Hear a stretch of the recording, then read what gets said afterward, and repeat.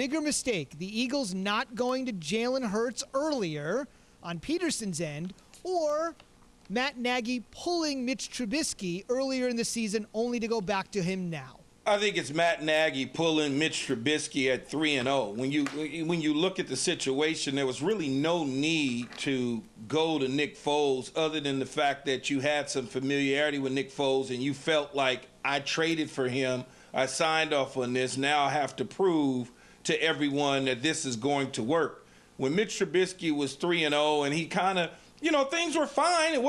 He wasn't playing like Aaron Rodgers, and he wasn't playing like the third quarterback on somebody's team.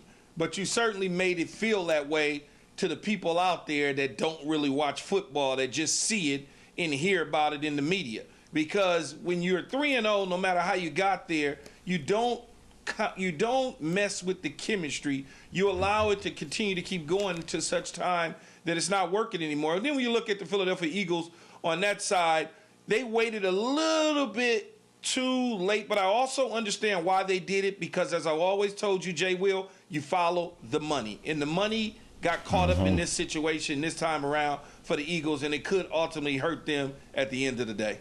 Key, I'm with you all day on this one, man. I agree with you on the Eagles situation. Because of the money allocated towards Carson Wentz, you have to give it some time, even though I've been pushing for Jalen Hurts a lot earlier. But the Matt Nagy, Ryan Pace situation is disturbing when you watch it, just about how Mitchell Trubisky played yesterday. Now, I know people can use the counter argument and say, well, the Texans are horrible, and but still, he won the game. He threw for 3 TDs. He looked really good yesterday.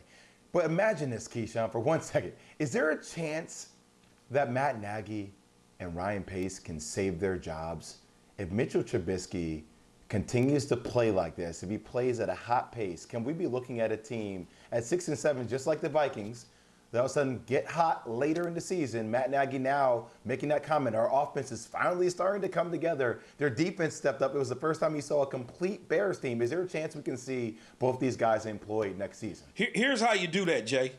You step to your presser, and the question's asked, and you go, you admit you're wrong. You just say, hey, we thought that we can get a little spark going. Our offense could be a little more potent from Nick Foles. The fact that it wasn't made us make a decision to go back to Mitch. Mitch was healthy the entire time. We played with it in our minds. We talked about it as a staff, and then we made a decision that this was the right call because we love this young man. We think he has a bright future ahead of us. Hey, we made a mistake. Mistakes are made, and you just play that game as you continue to keep winning, and then people will go, oh, okay, yeah, we forgive him, and that's how you save your job. But Key, how do you do this if Mitchell Trubisky continues to play well? You haven't signed him. Well, you haven't extended him, right? But you have Nick Foles for another 2 years. Yeah, but it's not that you haven't signed him. You didn't extend the fifth-year option. So you now get into a situation where you try to figure out if you want to move long-term with him. Not even necessarily long-term. You want to have him come back and, fight for a starting spot, battle it out. And I'm sure that I know they can't franchise him, but I'm sure they probably can do something to keep him on board for next spring to fight it out with whoever it is that they want to bring in and fight it out with. If it's Nick Foles, which they owe Nick Foles about $9 million of guaranteed money. If I was the Chicago Bears, I'd go to Nick Foles and say, hey, man, you need to take a pay cut, or we need to figure out how to extend you only as a backup and give Mitch Trubisky another shot if I'm coming back. But I don't know that they'll come back. I don't know that the Chicago Bears and their fan base want Pace and Nagy back, no matter what the season ends up like. Well, I was going to say, that's exactly what all my friends out in Chicago were talking about yesterday. They were like, look, it's great that we got a win. It's great that Mitchell Trubisky proved that he's better than Deshaun Watson for one day.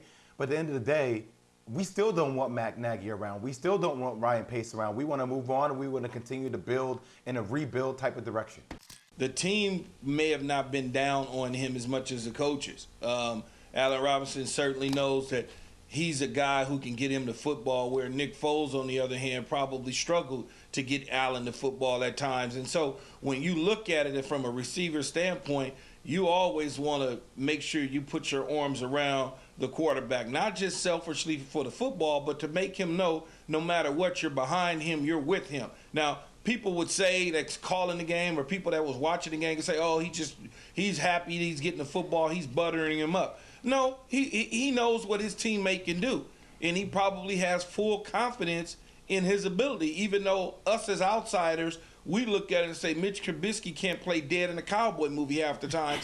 He knows because he plays with him. He sees him every day in practice. Key, going to their next game about the Vikings is just interesting. I know that the Bears looked better against the Lions. I know that they played against a Texas team that was actually just depleted in weapons. I feel so bad for Deshaun Watson, not only because he lost DeAndre Hopkins at the beginning of the year because of the ineptitude of Bill O'Brien, but we fast forward, now no Brandon Cooks, he didn't play. No David Johnson, he didn't play. Like, who is Deshaun Watson even working with? And Zubin, I know you said no excuses, but damn, who is he working with there on this team? How much confidence do you have in this Bears team against the Vikings, considering how good Dalvin Cook and these guys are playing? Well, you got a lot of confidence, Jay. You do? I mean, you got a lot of confidence because they know each other. It's a division rival. They see each other twice a year. Maybe even sometimes if they can get into the playoffs, they'll play each other 3 times a year. So you got to have confidence in this football team moving forward. And you look at the Bears, they got the Vikings at 6-7. They play the Jags. I think the Jags are 1-12. And then they finish up with the Green Bay Packers, depending on where the Packers are at, depending on that Week 17 game. If the Packers somehow finish strong enough in New Orleans fall, and all of a sudden the Packers got the home field advantage throughout the playoffs, maybe Week 17 is a gimme game. Aaron Rodgers is rested up, and you finally get your glimpse of Jordan Love in the huddle, and now Minnesota can take advantage of that situation. So it's one of those deals where Chicago and Mitch Trubisky just needs to do what he did yesterday, and they need to play defense and figure out how it's going to end for them in the end.